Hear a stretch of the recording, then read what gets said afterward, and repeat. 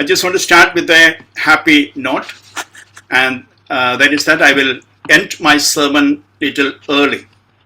The reason is this, because we have our worship meeting in the evening and start at 12:15 your time. So I have to rush to the meeting immediately after this. And there is a famous preacher's beatitude. It goes like this: "Blessed are those who end the sermon early, for they shall be invited again." Tomorrow is the Thanksgiving Day, and you are getting prepared for that one. And let me tell you one thing in connection with that before I go to my message. Thankful heart is a content heart. Thankful heart is a happy heart. If you are content and happy, you will thank God for each and everything in your life. The verse in Hebrews chapter 12, the last verse 29, is very familiar to all of us. It goes like this: For our God is a consuming fire.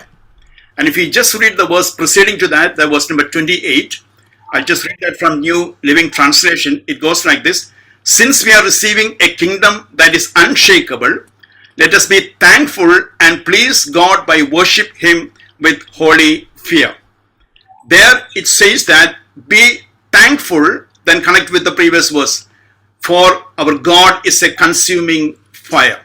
So being thankful, or we need to thank God at all times, that is requested of every believer. That's why we have the famous verse in Psalm 103. Verse number 2 goes like this: Forget not all His benefits. Do not forget any or none of His benefits. We ought to thank for each and everything. Good that a country is setting apart a day to thank God and for the things God did in our life. I just want to bring three things into your attention in connection with that. That is from Ephesians chapter 5 verse 20. There we see two things. I'll read the verse, Ephesians chapter 5 verse 20. It goes like this: Giving thanks always for all things to God for the Father in the name of our Lord Jesus Christ. We see two things there: be thankful always. Number two, be thankful for all things. The third thing is there in 1 Thessalonians chapter 5 verse 18. It goes like this: In everything give thanks, for this is the will of God in Christ Jesus for you. There are three things we learn from these two verses. That's number one, be thankful always. Number two, be thankful for all things. Number three, be thankful in all things. It's not an easy thing, but we have to practice doing it. I remember when Aiden was small, he was just 3 years old. One of our family prayer time, I just told Aiden that we always asking God for many things in our life. It is our duty to thank for God for every blessings we receive in our day-to-day life. Then he said, "Okay, Daddy, let's thank God for that." And then we, after the Bible reading and meditation, then we closed our eyes for prayer. Then he started to pray. Then he said, "Dear God, I thank you for the AC. I thank you for the fan. I thank you for the light. I thank you for the cupboard, the cot, the bed sheet, mirror," and he named everything in the bedroom. We were laughing to an extent, but at the same time, it was an eye-opener to us, because I never thanked for the air conditioning in my room. I never thanked for the fan or the light or the other things in the bedroom. So, but when the child prayed, that it was a lesson to me. That's what we learned. We have to thank God for each and everything we receive. And also, in every situation, to be thankful is not that easy. But we know the life of Job. He did it. And in chapter 1, there we see that when he lost everything.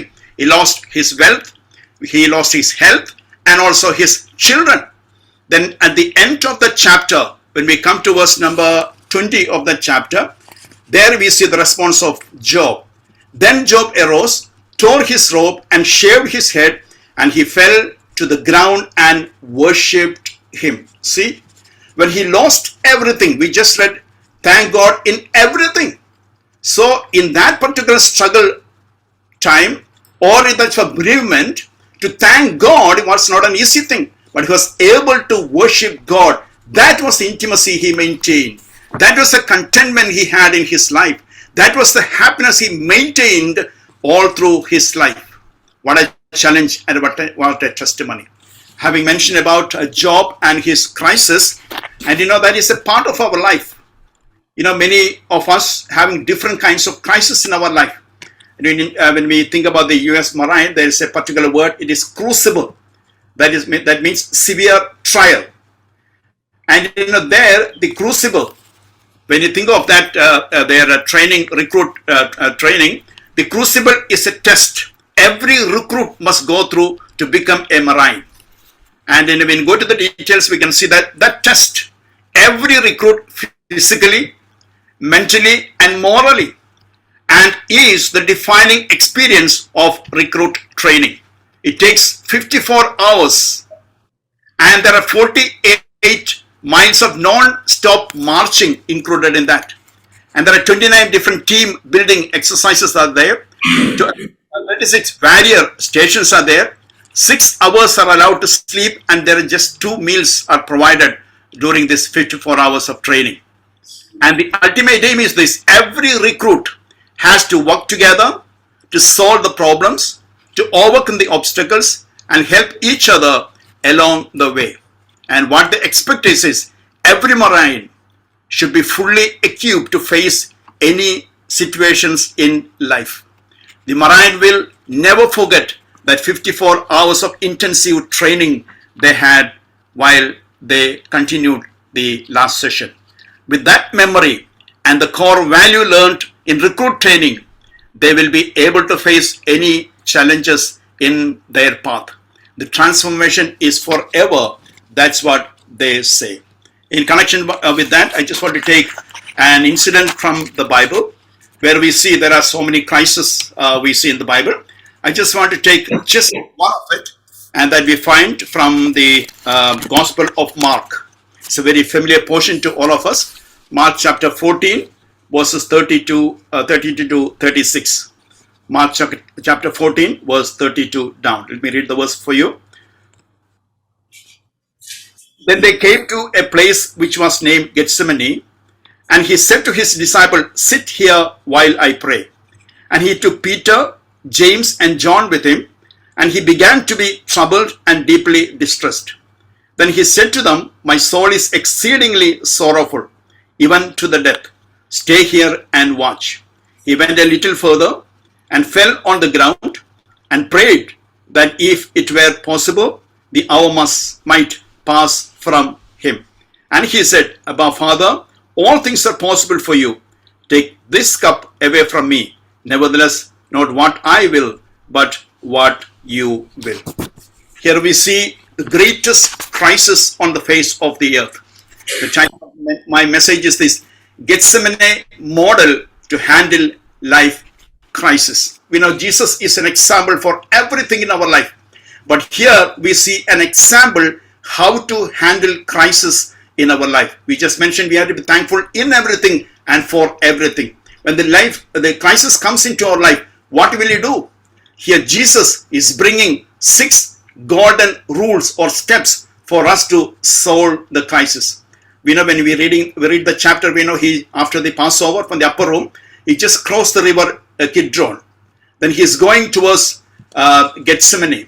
When you read verse number 26, there we read that, and when they were sung a hymn, they went out to the Mount of Olives. So think of that. So going to Gethsemane, after that he's going to Golgotha, and he is going to have the trial and the crucifixion. And knowing this, he went singing songs in his heart. This is the mindset of a believer. When you are a true Christian, when you have totally connected with God, you can sing song at any dark times of your life. There is a verse in the book of Job that we see that the God who gives songs in the night, the darkest time of our life, there is a God who is able to give you songs in your life. And we are going to see 6 golden steps to handle life crisis. Number 1, verse number 33. We read like this: "And he took Peter, James, and John with him, and he began to be troubled and deeply distressed." This is the first step. What did you read?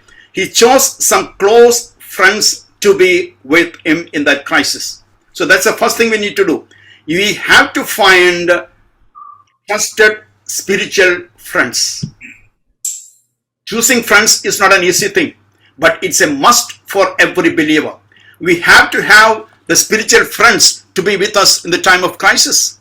When you choose friends, and if you're not having the spiritual friends, the worldly friends, of course, they have solution. They have the worldly solution. But a Christian friend or a spiritual friend will come with a spiritual solution. We have many examples in the Bible. For example, Daniel. So he had his friends. When he had problem, he went and shared that with his friends. So having friends in life is a must, and this is the first thing every believer must do. And that may be from the family or from the assembly or from your spiritual contacts. So the basic thing is you have to have spiritual friends, because most of the time we spend with our friends. So it is very, very important. Jesus had Peter, James, and John. That's what the inner circle of the disciples. When you read the Gospels, we can see these three friends were with Jesus in three different occasions.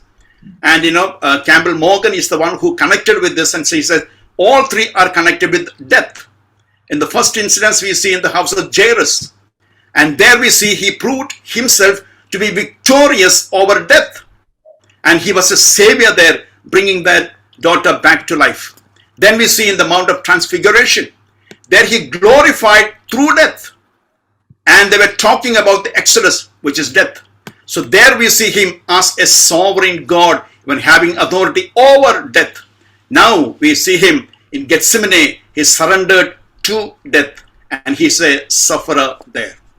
See, there we see how he had or entertained his friends in the immediate and the most part of his life. And then when we think about Paul, he had companions like Titus, Timothy, and Mark, and so on. They were the close companions. David had Jonathan, and so on. And might have heard about this Rodriguez, a fashion designer who passed away at the age of 40. And she was affected with the cancer. And towards the end of her life, this is what she wrote. She said, I have so many brand cars in my garage, but I'm depending on a wheelchair now. And I have so many fashion dresses and shoes, but now I'm just using the dresses given from the hospital. And the house is like a palace, but I'm just confined to a room in the hospital. Then she said, I go from 5-star hotel to another 5-star hotel. But what I'm doing is I'm moving from one lab to another lab. I had 7 beauticians to take care of my hair, but now I lost all of it. I have private jet to travel, but nothing of in use. Then he continued saying, and finally this is what she said, what gives comfort to me is the faces and the closeness of the friends standing beside me. See, at the dark times, only the friends are there to help you and to strengthen you. And a real friend is the one who walks in when the rest of the world is walking out. And there's a definition, I just want to read it for you, and about a friend I came across, and it goes like this. A friend is someone who understands your past, believes in your future, and accepts you just the way you are. That is a true friend. Jesus is very much a friend indeed in this connection. He understands your past, he believes in your future, and accepts you the way just you are. How good that we have a great friend. And the first lesson we have learned is that to have a spiritual friend. The second one, let's go to verse number 34. And the first part of it, verse 34 of the same chapter. Then he said to them, my soul is exceedingly sorrowful even to death. So this is the second step. The first, you have to have spiritual friends. Number 2, what he does here is he opened his heart to his trusted spiritual friends. So that's the second thing we need to do. So here we see a man of sorrows, an indescribable pain he's undergoing now. The deepest grief ever mentioned or recorded on the planet Earth. And the sorrow was even unto death. That's we read in the verse 34. That's intense grief, extreme anguish. I mean, you read Luke chapter 22. Here we see that. Then his sweat became like a great drops of blood falling down to the ground. There what's happened, and he brought their friends together. Then he poured his heart completely to his friends, because he had great confidence with his friends that they will stand with him.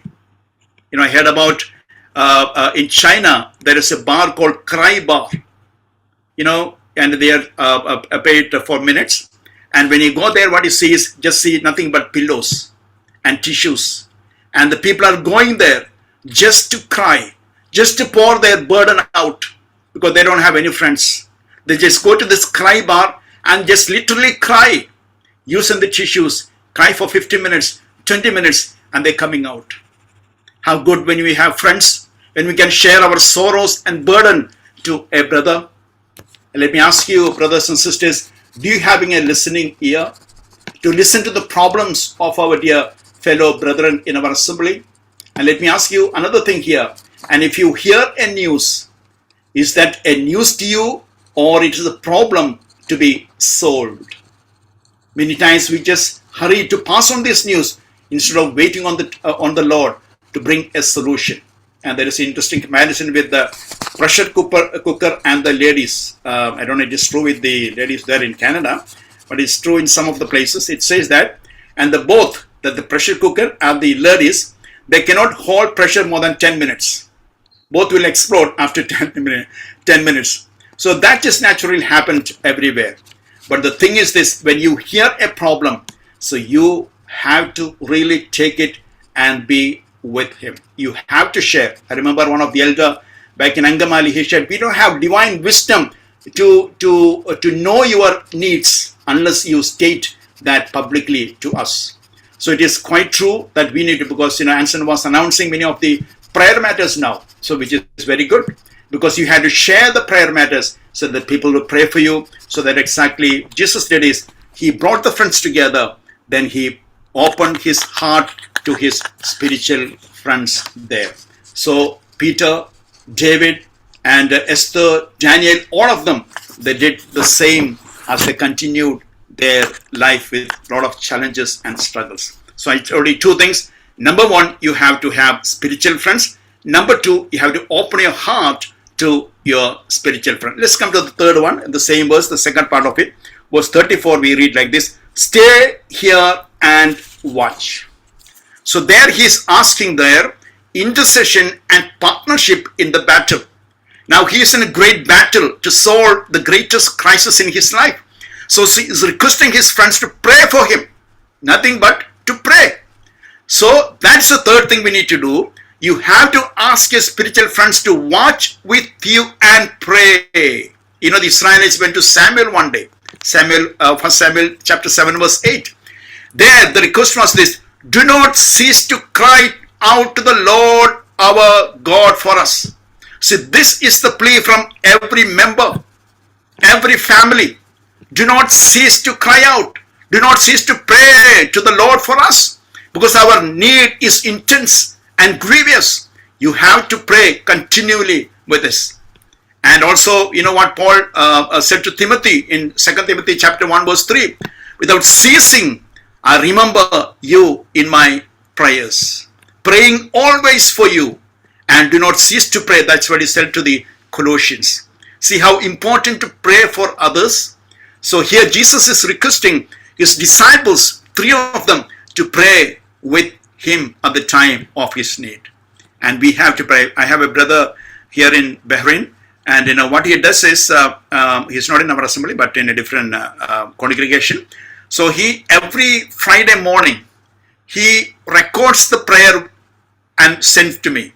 You know what he does is, he praying for me and for my family, and he records and send that to me. And he is continuing that for many years, and even last Friday also received the same thing. And he is doing that as a ministry for many, many years. How important it is to pray for the needs of others. If you mention any need to him, he'll remember and specifically pray for that particular need. In 1 Timothy chapter 1 verse 4, Paul says, I am mindful of your tears. The ministry of prayer is the ministry of tears. So that's what we need to do. You know, when Corona was there, I have given an assignment to my Sunday school students. And when I gave them, they listed many of this. And one thing they wrote this is, and you know, this the one lesson they have learned, they wrote this way, and prayer is the only solution. And the medical science, they failed, and there was no solution immediately for anything, but we can go to God at any time of our need. So we have learned three things now. Number one, you have to have spiritual friends. Number two, you have to open your hearts to your friends. Number three, you have to request them to pray for you. Let's come to the fourth one. That's in verse number 35 and 36. And goes like this. He went a little further and fell on the ground and prayed that if it were possible, the hour might pass from him. Verse 36. And he said, Abba, Father, all things are possible for you. Take this cup away from me. There, what is he doing? He poured out his heart to his Father in prayer. That's the fourth thing.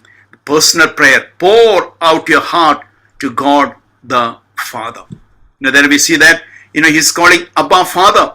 That is, you know, that is reflecting God's intimacy towards to him. And also, it says, take this cup. That is showing the wrath of God. You know, when he had that problem, he personally prayed. When you read the Gospel of Mark, in chapter 1, we see that God is commencing the day with prayer. When you come to chapter number 6, there in the evening he prayed. And number 14, here in this chapter, he said that at night also he is praying. You know, David prayed, Daniel prayed, Paul prayed. All of them, they continued praying in the personal life. There he says that if it possible, it is not the question of weakness or failure, but this is inevitable reaction of a human race. You know, there Jesus says all things are possible. You know, that is one thing we need to have when we go to the presence of God. We must know who our God is. You know, during the worship session also, one of the brother mentioned about who our God is. We must know the God who we worship. We must know the God we serve. We must know the God we pray. And here you say that all things are possible with you. I remember giving a message in my assembly in connection with this topic. And the title was this: don't say impossible, say him possible. So for with God, everything is possible. Nothing is impossible with him. So that's why we boldly go to the presence of God at any time in our life, going to the presence of God, because our God is able to meet at any time of our life. So here what Jesus said, you know, he says all things are possible for you. What a great understanding. What kind of understanding you and I have about God. Do you know that our God is able to do everything? Many times when you go to the presence of God, sometimes we think our God is not able to do many things. But our God is able to do everything. Nothing is impossible with God. But God does everything in his appointed time, because his time is the appropriate time. Just think about the life of Abraham and Isaac. Isaac was laid on the altar, and you know, Abraham was asked to sacrifice him. He simply obeyed step by step. We don't see God intervening in any of this stage. But when he took the knife up and is about to lay the child, then he said, Abraham, Abraham, lay not thine hand upon the lad. See, if a minute before, the obedience wouldn't have been completed. But if he made it late, and this story would have been different. But in the right moment, he interacted, he answered the prayer. So this is our God. He has his own appointed time, and he will intervene at the time when we are least expected. And that is the apt and the best time for us to answer. There we see Jesus Christ is personally going to the presence of God and pleading in the presence of the Father. Because that time, you know, he is getting separated from the Father. And that is not something easy for us to think. And he is disconnected with God and the relationship. And he's bearing the sin upon him as we're worshipping during our worship time. So that was the heaviness in his, not this sorrows and the pain, but the heaviness of the sin is about to bear. And he went there, Lord, everything is possible with me if thy will remove this cup for me. And going in the presence of God. How is our prayer life, my brothers and sisters? Are we finding ample time and enough time to go to the presence of God? And when you go there, of course, there is an answer for every problem or the crisis we face. And coming to the fifth one, I told you 4 things now. I'm just repeating for you to remember. Number 1, you have to find trusted spiritual friends. Number 2, you have to open your hearts to your spiritual friends. Number 3, you have to ask them to pray for you. Number 4, you yourself have to pour your heart in the presence of God. And that is the most important part of it. So that when you do that one, then we see the answers coming one after them. You might know what William Booth sent a telegram once to his team members when they went for a mission trip and they tried everything and finally they could not continue doing anything. And those days only telegrams were there. And finally, William Booth sent a telegram, just 2 words, try tears. And they tried and they were successful in their mission. My dear brothers and sisters, if all the hopes are gone, just try tears. You find the answer. Let's come to the 5th one, and that's in verse number 36.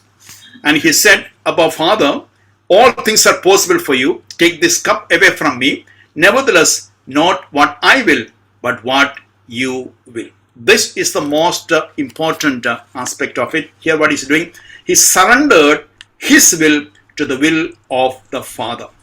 That's the 5th thing. So this is equally important. Why? Because surrendering our will to the will of God is very important.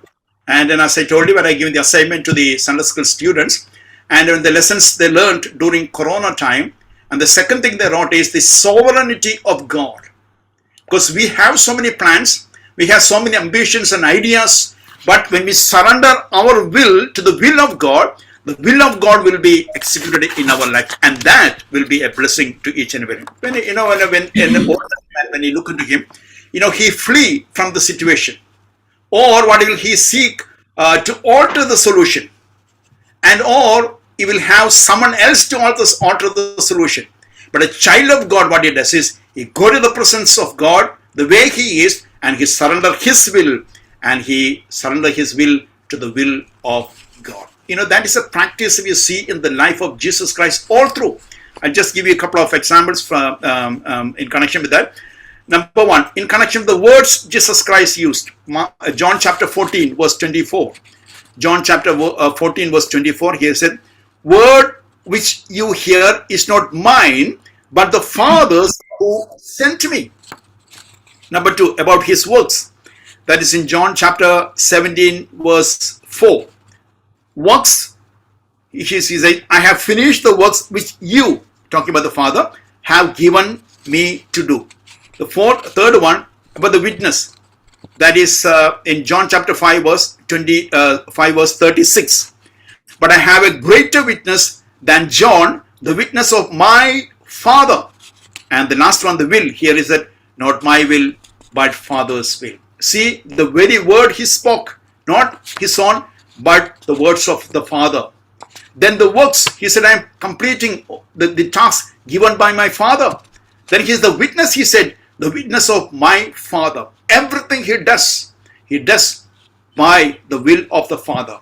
And that's why he able to cry or to pray when he was in the greatest crisis in the Garden of Gethsemane. Not my will, but thy will. Are we living in the within the will of God? And then when you do that, our life will be a life of success. Jesus surrendered everything and he gave that into the hands of God. And that was a blessing. We see how and it is translated to a great blessing in the days to come. We come into the last one, which is the 6th one. And for that, I have to take you to Hebrews chapter 12, verse number 2. Hebrews 12, 2. So we have learned 5 things now. Number 1, you have to choose trusted spiritual friends. Number 2, you have to open your hearts to your spiritual friends. Number 3, you have to request them to watch and pray with you. Number 4, you yourself have to go to the Father with your burden. And number 5, we learned that you have to surrender your will to the will of the Father. The 6th one we see here, Hebrews chapter 12 verse 2. Looking unto Jesus, the author and the finisher of our faith, who for the joy that was set before him endured the cross, despising the shame, and has sat down at the right hand of the throne of God. See what he did is here is he fixed his eyes on the glorious future. He did not concentrate himself on the problems or the crisis or the pain or the sorrows, but instead he fixed his eyes on the glorious future, things yet to come. So that is a 6th lesson. Fix your eyes on the future joy or future glory. So when you do that one, your vision will totally change. Abraham, I think Joshin is the one who mentioned during the worship time about Abraham. And Abraham, he said, he waited for the city which has foundation, whose builder and maker is God. So that's why he's able to endure every struggles and the crisis in his life, because his eyes were fixed beyond this grave. Life of Moses is very famous in same book, Hebrews chapter 11 verse 26. We know what he did. He esteemed the reproach of Christ greater, richer than the treasures in Egypt, for he looked to the reward. See, this is what exactly to be done. So when you have crisis or the problems, do not concentrate on the problems. Instead, look beyond the veil. I read about 2 prisoners who were in the prison, and when they were in the prison, and they had a small window to look outside. Then one prisoner to ask the fellow prisoner, what do you see? Then he said, I see bars, the window bars. Then he asked the other friend, what do you see? Then he said, I see stars. See, that's the difference. We are looking through the same window or through the window, and some of us will see only the bars, only the problems, only the struggles, only the pains and the sorrows. But when you look through it, you can see the stars shining there, bright as possible. That gives hope to every believer. And we are the one who are blessed to have such an elevated situation. There we see that Jesus Christ recognized that the cup could not put away until he drinks it. He affirms 2nd and 3rd time that God's will might be accomplished whatever the cost. So that is the hope he had. When we had the problem, he went over there. For the joy that was set before him endured the cross. When he was suffering there in that mental agony while in the Garden of Gethsemane, then he was there for the trial or for the crucifixion, and his mind was set beyond that and looking for the joy set for him. When you can see the glory which you're going to have in future, and that will change our life. There is a famous song, it goes like, we shall overcome someday. Oh, deep in my heart, I do believe, we shall overcome one day. That's hope of every believer. Do you have that same hope with you? When you have the problems and look beyond that, the brothers and sisters who underwent different kinds of struggles, they did not stop there. But what they did is they looked beyond the problems and looking forward for the future glory. That's why we have so many beautiful songs in our hymn books where the brothers were able to undergo the crisis time, but they were able to see things beyond that. So that gave them joy and peace in their mind. When you can fix your eyes on the future things, you too will have the same blessing in your life. When we come, let's see what's the result of it. I said 6 things. I hope you can remember. And all this. Number 1, you have to have your trusted spiritual friends. Number 2, you have to open your heart to your friends. Number 3, ask them to watch with you and pray. Number 4, and pour out your heart to the Father. That's you have to personally pray. Number 5, surrender your will to the will of the Father. And the 6th lesson is fix your eyes on the glorious future or joy. And see the result. We see the result in Luke chapter 22 verse 43. And the way it goes like this. Then an angel appeared to him from heaven, strengthening him. So that was the result. There, God, Father did not remove the cup. Then what did he do? He sent an angel to strengthen Jesus Christ at that weakest moment of his life. Morrison is the one who said, everyone has his own Gethsemane. And every Gethsemane has its angel. Brothers and sisters, when you are weak, if God is not removing that burden or the cup, but he will send any angel to strengthen you. You know the familiar verse, 2 Corinthians chapter 12 verse 9. What does it say? And he said to me, to Paul, when he continually prayed to remove the thorn on the flesh 3 times, the answer was, my grace is sufficient for you. For my strength is made perfect in weakness. Now what did he say? Therefore, most gladly I will rather boast in my infirmities, that the power of Christ may rest upon me. See, if it is a no from God, he will give his grace or he will give his strength to every believer. I remember writing an article years before, and the small imaginations goes like this. And if God want to lay a burden on you, on your shoulder, and if it's too heavy for you to carry on, and you want it to be removed, but what God does is, instead of removing is, he will strengthen your shoulder. When you're strong enough to carry this, that will not be a burden anymore. So that is that exactly God did here. What did he do? He did not remove the cup. Instead, he sent an angel to strengthen Jesus Christ. Wow, what a great the comfort he had at that time. There he is having his angel coming to personally strengthen him. We see this experience with Daniel and John and all. We don't have time to go through. But there we see an angel coming to strengthen him. My dear brothers and sisters, God may send angels like this to strengthen you. Maybe when you read the word or when you're alone in the presence of God. And that's what he does with you. And when he went as a weak person, in the same portion, Mark chapter 14, verse 42, at the end of the Gethsemane experience, what Jesus is saying, rise, let us be going. See, my betrayer is at hand. See? So he went as a weak person, but came out as the strongest person ever. And he himself is saying, arise, let's go. For what? To face the trial, to face the crucifixion, to face the crucible time in his life. He said, let's go. How was he able to do it? Because of the strength he got from God. When God sent an angel to strengthen him, that strength was enough for him to continue the trial, the crucifixion, and so on. So this is the kind of strength God gives at all times. It was not easy. It is painful. It was hard. But the strength of God, the grace of God was more than enough for him to continue going to be a blessed witness for the Lord.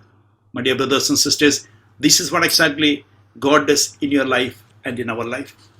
And there may be Gethsemane time and the trial and the crucifixion with the grave. But he was looking beyond that grave and the glorious hope which he has in his mind. And he saw that one, was able to willingly suffer everything one by one. That's what exactly God does in our personal life and in our family life. And we will just trying to find out how can we handle the life crisis. We have seen 6 golden steps to solve life crisis. My dear brothers and sisters, I don't know what kind of struggles or crisis you are undergoing. But remember, there is a model in Garden of Gethsemane. What did he do? First, he chose the spiritual friends. Friends who can understand. Friends who can be with him. We know that they were not able to do according to the expectation of Jesus Christ, but still they were willing to go with him in that intense dark time of his life? And do you have spiritual friends? And what kind of friends you have in your life? Number two, we see that, he is pouring out his heart to his friends. So when brothers and sisters pouring out their heart to you, how do you respond? Number three, you're asking them to pray, watch with you and pray. And when anyone asking you to pray and they're serious and sincere, don't simply say, but pray. Number four, he himself went to the presence of God, pouring out his own heart, his own grief. When you read about Hannah, so when you went to the temple asking for a child, she was pleading and crying. And then when you read the same chapter, and she was not grieved anymore. The problem was not solved, but when we went there and poured her heart, and she was content and came out. The next one is surrender your will to the will of the Father. You may have different plans and purpose. Surrender that, because God has the best plan. As we read in Jeremiah chapter 29 verse 11, God is giving a good future for you. And finally, the last one, fix your eyes on the glorious future. When you do this one, we see how glorious your life will be. That's why Jesus was able to come out as a strong person from the Garden of Gethsemane. And he said, let us arise and go, with the betrayer is at hand. Let's go and face this. Then he boldly went onward and onward before the trial, before the crucifixion, before Pilate, and everywhere. He was bold enough to face. How was he able to do it? Because of the strength he gained from that personal crisis time in the Garden of Gethsemane. And the strength the angel has given was enough for him to continue till the end. When God answers prayer, but when he sends an angel to strengthen you, but the brothers and sisters, that is enough for you and for me. What may be the problem? What may be the crisis? But when God does, but God sends the answer, that is enough for every member, for you to continue going till the end, because a glorious hope is there for every believer. When Jesus fixed his eyes, the future joy, then that brought a great comfort in his heart. We have to train ourselves. We talk about hope. We talk about the second coming of Christ. But how often we fail ourselves in this connection. But you have to continue going, looking, or fix your eyes on the glorious future. Because when you look into the world around, we see nothing but sorrow. That's what Peter did.